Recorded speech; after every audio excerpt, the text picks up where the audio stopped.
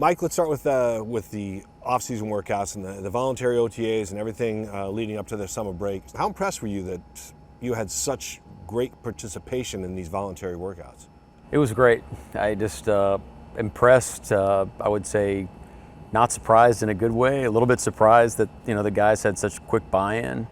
I think going into the whole off-season, sitting down with the rest of our coaches and just kind of mapping out, hey, what do we want to get done through the off-season program, and really the common denominator was we want to be tough and connected. We can't be the physically tough team yet, with all the different ways you have to practice right now, but mentally tough, working on our spirit and our mentals and those sort of things. But I definitely believe that we're a way more connected group than we were at the beginning of the off-season, which is really exciting. I think you feel the spirit from the guys. That, hey, it's time for a break a little bit, but they're also excited to come back and get this thing kicked off in training camp. I thought it was really interesting that you stopped practice one day because of maybe the intensity. That's the things I read about. And then because you wanted them to concentrate more on the learning side of football rather than the intensity and the competition side of it. Can you explain a little bit of that? Well, yeah, we're not evaluating how physically dominant you are in these types of situations, and we're trying to take care of one another as a football team. So yeah, you're trying to do speeds, you're trying to do drills full speed because you need that timing element of the game, and the game's played fast and you want to practice that way, but we need to take care of one another as well. And the guys understand that, but they get a little competitive. So just trying to remind them, why we're doing what we're doing and where we are in the type of the year. I mean, we were practicing at the time at the beginning of June. We're not playing a game until August and September. So just remind the guys of that, and they were great, and then move forward. How about as far as training camp? On the eve of camp, you've got practice scheduled with the Packers. How do you like that? Like, what is the benefit of training with another team for a couple of days? Well, the science shows that you have to expose your guys to rigorous and intense competition throughout camp in order to prevent the most injuries once you get in season. So there's a balance of, how do you toe the line? How do you kind of chase that edge of, hey, intensity, workload, let's get the reps that we need, but also let's take care of our team, get them primed, ready, so we can start the season the best way. So that's the goal behind the whole thing. If you do it, in my experience, in a joint practice, it's a little bit more controlled. You're in control of the periods, how many reps, all those things. If you have a great partner like Matt LaFleur and the Packers, which we're really excited about, we have an opportunity to really take advantage of it and help our football team. And then we'll get our starters some reps in the preseason as well, because those true game reps are really valuable, and the mixture will change from year to year, but that'll be our general philosophy moving forward. And sometimes when you practice with other teams, the intensity level raises. You're getting different looks from different guys that you'll be seeing during the season sometimes. But I like the rule you had last year with the Titans practice, is basically if you fight, you're going to play. Is that still in place? Because the veterans do not want to play these preseason games that much. In my experience, the second day of practicing is where tempers tend to flare, because guys go back, they watch the tape, maybe they felt like they lost a rep against a certain person, I got to go get the guy back, or that was a cheap shot on our guy, so now we're going to go get him next. It's like, so let's eliminate that. Let's practice one day. Let's get great work in. Let's move forward. Let's not fight. It puts people in danger. We don't want to do that. That's not. We're trying to win a championship. We're not trying to win backyard brawls. So, and our guys, they'll be great. They were great last year. But you get a message the right way, and it'll be a great experience. It seems like the take from a lot of the players is they enjoy it, because it does break things up. They get to see other receivers, say DBs get to see other receivers making their moves and things like that they're not used to seeing. So it helps them. How about as far as off the field now? This was your first full off season as a father. How are things with, what did you enjoy most about being with Jack? Well, it's a little slower this time around. We're settled in our house, and Jack was obviously born back in December, so trying to get him to sleep through the night and give him a general routine, but it's been awesome just to see him grow. There's been trying times, where you're like, I joked with the team one day, I was like, my kid hates me right now. He keeps crying every time I hold him, and he only wants his mom, so I have to earn his respect. I have to earn his love, kind of like how we're going to practice it and we're going to earn it, here. But I don't know if that hit home with the guys, but it's been awesome. You try to remember, you keep thinking about what's next or what he's going to do next, but then you go, well, hey, let's remind ourselves that let's enjoy this time. We're never going to have this moment in time where he's 4 months, 5 months old, and he's just about crawling now. So It'll be fun when he gets mobile. But for right now, it's cool to see a smile on his face, and yeah, it's definitely a blessing. A lot of rookies come in, they say, I can't believe this about being in the NFL and this about, as an NFL head coach, going through that first full year, was there anything that surprised you? Like, feels like you're a guy who needs more time.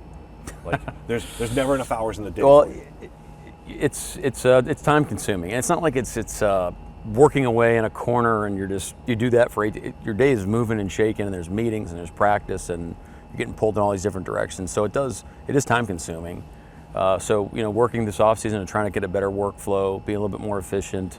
I think our defensive staff is kind of taking it to another level in terms of understanding of what we're trying to create, and putting a game plan together. That'll shorten the end of my weeks a little bit, hopefully. So all those things are on the table, and again, it's our second time going through. We've learned a lot, but understanding, hey, you got to get your mind, your body, your spirit right going into training camp, because we're going from July all the way into February. So it's a long haul, but it's a great. I mean, you have to enjoy the process. I mean, this is why we do. We're in the fight. We're forging our team right now, and we're really excited about it. A couple of character and personality questions for you.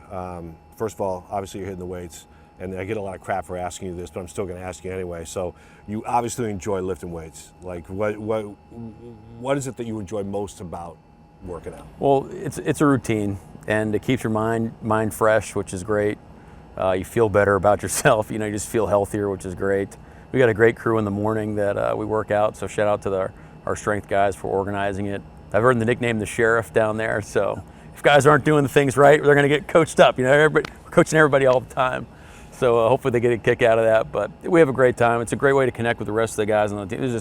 It's all positive, and you feel better, and you're going to coach the team better, and you're a better person for it. Yeah, people think it's all physical, but really it's more mental, isn't it? Because you want to feel good about yourself and get a good start to your day. And also, like, hey, just tell me what to do. Like, I get to count to 10. If there's something therapeutic about, I'm going to do this many reps for this amount, this time under tension, this many times. Like, there's a discipline to that, and it's simple. It kind of clears your head where you're not thinking about 8,000 different things. I'm sure there's some favorite exercises in there for you, but what is your least favorite to do when you're in the gym? The assault bike is an absolute killer. So, we finish every workout with an assault bike, 30 calories, as hard as you can go. I'm not as good as everybody else, so it's a little frustrating. So I'm trying to step my game up in that area. Okay, so that's it. How about as far as the food goes, is there something you wish you could eat more of? Pizza. Me too, man. I know. Well, I'm looking for I'm looking for better pizza. Pizza recommendations needs to come our way, because we're on the east side. There's a couple good spots out there, but can't get enough good pizza. Yeah. Do you get a cheat day once a week? Is that when you have your pizza? Most days are cheat days for me, unfortunately. How about there's when I ask, I got to ask you this, because when I Google your name and I say Mike Macdonald, Seahawks head coach, hobbies, it says only does football all the time. While his primary focus is football, he also enjoys activities like talking football with other coaches and studying the game in detail. Tell me there's some other hobbies out there for Mike Macdonald. Unfortunately, that sounds about right. There's really nothing better than just kind of like sitting in a room, shooting ideas across. What if we do this? What if we did that? How could we get this done? Yeah, you really enjoy that part. Yeah, of course. Or let's do a study. Let's figure out, I don't know, what's the best way to 5-man pressure on early downs, or maybe there's a way to 6-man pressure. Like, those things, obviously, those are a lot of fun to do. But playing golf is great. Going for hikes with the family is awesome. Hanging out with my dog, going to Merrimore Dog Park. I mean, that's really where it doesn't get any better than that type of stuff. Everyday living, man. That's right. All right, 2 more questions for you. Is there a movie that you watch over and over, like a movie you've watched multiple times in your life, where go-to series? I don't know, if I feel like if I answered Gladiator, I'd be like, be this intense guy all the time. But really, Gladiator is my favorite movie. I could watch that all over and over. The mid-'90s Jim Carrey movies are my go-to. Like, I'm quoting those all the time. Probably ad nauseum, probably a little annoying to everybody else, but I think they've gotten used to it by now. Yeah, it's the age bracket. Some of these guys, they won't get. Yeah, the players have no idea, but I'm relentless. So I'll just stick to it. There's no way. There's no movies that get made like that anymore, and so they're gems. They're going to stand the test of time. Okay. One last question for you. I haven't asked you this before, but I've asked the players, and they seem to. Sometimes it triggers something, and sometimes it doesn't. But when you look back at your childhood, was there a Christmas gift or a toy or something you got, one of your best Christmas presents? That's like, oh man, I remember that. Like, it sounds like a homer, but this is the one that comes to mind. My grandma gave my parents like $50, and they bought me the 1989 Upper Deck Ken Griffey Jr. rookie card. And so I had that, let's see, I must have been, I don't know, second, third grade. And so I had it, and it was in a case, it was mint condition. And then you'd go, once a month, you'd go to Beckett in the library, and you'd check the value of the card. Like, it got up to like $80 one time.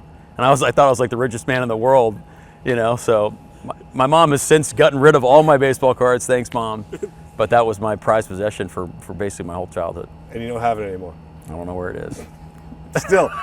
Some guys out there with just I don't know how much it's worth now. I mean, I think the value's gone down, but some guys out there with a mint condition rookie card in a nice case, you know, so congrats to that guy. Well, thanks, man. We appreciate your time. All right, thanks, brother. Okay.